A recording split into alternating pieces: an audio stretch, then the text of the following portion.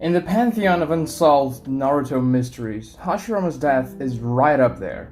I mean, how do you kill a guy that literally auto-heals whenever he is hurt? That has such a powerful chakra that every other character in the show use his cells to enhance their abilities? And a guy that is able to control all tailed beasts and that has jutsus like this in his arsenal? You just can't really kill him. I mean, he's too powerful, and yet he died, not of old age, but through some other means which Kishimoto never really told us about. I think I know why. Hashirama was not supposed to be the strongest Hokage in the beginning of the series at least. Minato was. It's very heavily implied in classic Naruto and even midway through Shippuden that Minato was the strongest Hokage, but that was obviously retconned later. And now that Hashirama is just leagues above anyone else but Madara, it's kinda hard to justify how he died. I think, Kishimoto just chose not to disclose his death because it would be something weird. But regardless, let's take a look at some possibilities. But before we begin, comment down below, what are your theories as to how Hashirama died? I want to know what you guys think before we start to discuss. And don't forget to like and subscribe because that really helps me a lot if you're enjoying the video. The only concrete thing we know about Hashirama's death is that it happened during the First Great Ninja War. So we can probably assume he died because of something that happened in said war.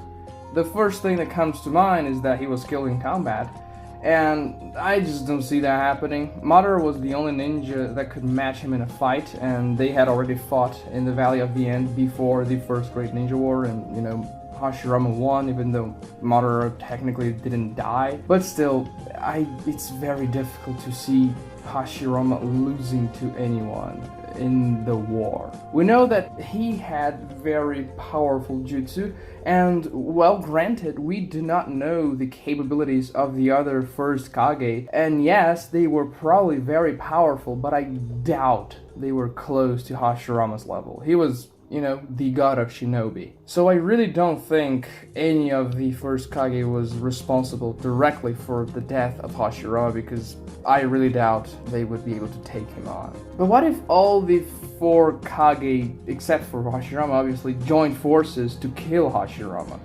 That could probably be more feasible in a technical sense to kill him because we don't know how they were, these First Kage.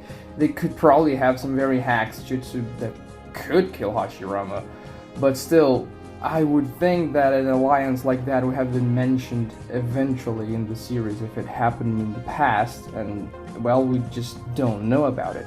And even if it happened, I still think Hashirama would probably easily take a 1v4 battle against the 4 First Kage.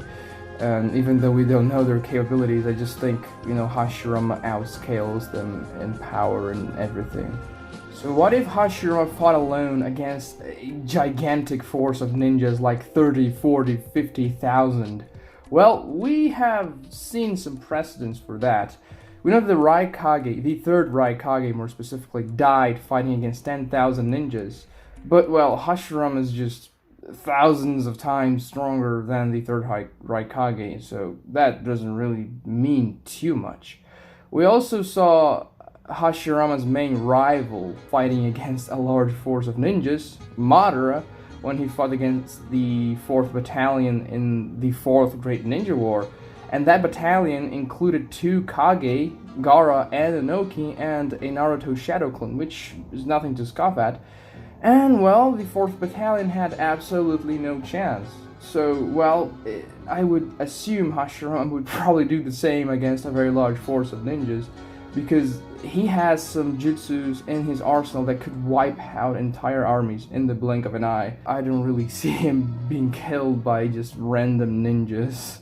Assassination is another possibility, but it's also not very likely because Hashirama has decent sensory capabilities, and he would be guarded by very powerful ninjas all of the time, including Tobirama, which is an extremely powerful sensory type, and a powerful ninja as well. And even if the assassin manages to go undetected and, go into the position to strike at Hashirama, dealing a killing blow on him wouldn't be easy at all. the assassin would have to kill him instantly in the first hit, and he would have to make sure Hashirama didn't see the attack coming, or he would have no chance. So he would either have to decapitate Hashirama before he notices it, or use some kind of hack jutsu to just instantly kill him. I also find all those things extremely unlikely, because, well, assassinating the God of Shinobi, which is guarded by Tobirama, a very powerful sensory type, and just having a powerful jutsu able to kill him doesn't seem a very, possible feat to me, especially well, we don't really know a lot of people that lived on that time, but I don't think anyone would have those capabilities. One of the most popular theories as to how he died was that Hashirama's own powers killed him. Some people think that Hashirama's regeneration shortens his lifespan, just like how Tsunade's creation and rebirth does. However, the two techniques are not comparable. Tsunade's jutsu accelerates the division of new cells in her body, which heals the wounds she sustains. The problem is that, well, your body can only create new cells a certain number of times, so if you accelerate the rate they are created, well, that shortens your lifespan, and that's what happens to Tsunade. Hashirama's regeneration, on the other hand, works differently. He literally creates life out of chakra.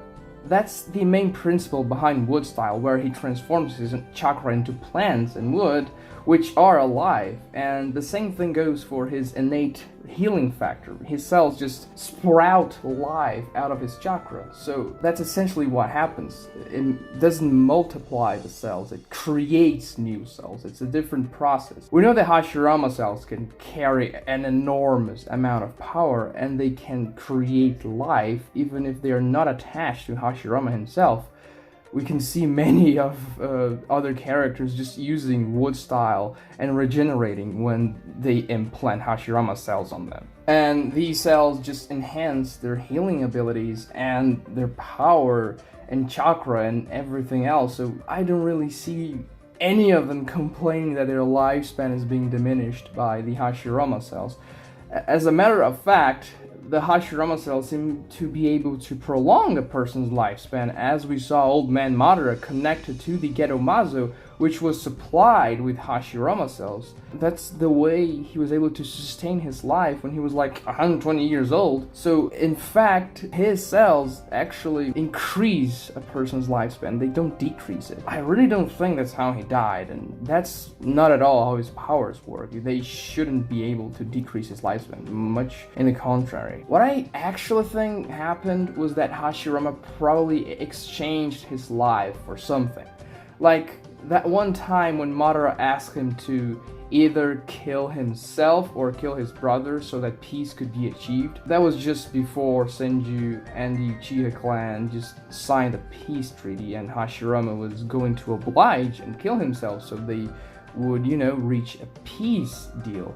However, Madara backed down and Hashirama lived, but we saw for certain that Hashirama was going to take his own life in order to make peace happen. He didn't think twice about it. A similar situation probably happened during the first Great Ninja War. Maybe Konoha had ninjas captured, or he just gave his life to win the war, but I think there was some sort of situation like that, and it happened where Hashirama willingly gave his own life to maintain peace or save some Konoha ninjas. That's really the only way I can see someone as powerful as him having a premature death, and it's definitely in character for him to do that. It's also possible that some other ninjas from other villages heard about the first situation with Madara, where Hashirama did not hesitate in, just taking his own life, and they were like, oh, we can exploit that. We can just ask the most powerful ninja in the world to kill himself if we just, give him a good deal.